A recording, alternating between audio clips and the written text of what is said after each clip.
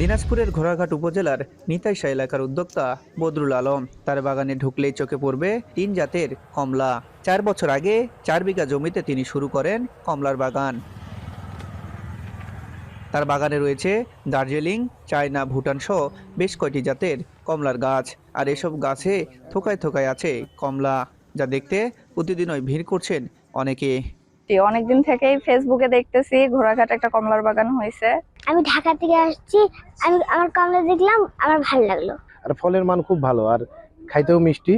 এই প্রথম আর কি গাছ থেকে পেরে কমলা খেলাম, যাক সুন্দর অনুভূতি আমার হয়েছে। আমরা ভবিষ্যতে এরকম একটা বাগান করার চেষ্টা আর কি করবো, কারণ এত সুন্দর একটা বাগান।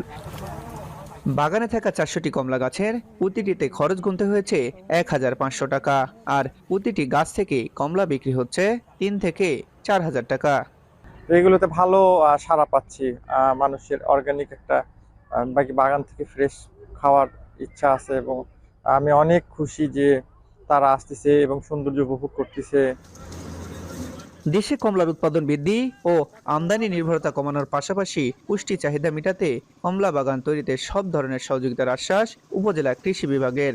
এবং অন্যান্য ফসলের তুলনায় এই ফসলে রোগবালাইয়ের আক্রমণ কম এবং চাষ পদ্ধতি সহজ, এবং বারবার কৃষককে বেশি পরিমাণে ব্যয় করতে হয় না। আমরা ঘোড়াঘাট কৃষি সম্প্রসারণ অধিদপ্তরের পক্ষ থেকে সবসময় কৃষকদেরকে কারিগরি সহযোগিতা দিয়ে আসি। দিনাজপুরের ঘোড়াঘাটে 30 হেক্টর জমিতে রয়েছে কমলার বাগান, যেখানে কর্মসংস্থানের সুযোগ হয়েছে শতাধিক বেকার যুবকের। সোহেল রানা, এখন হিলি।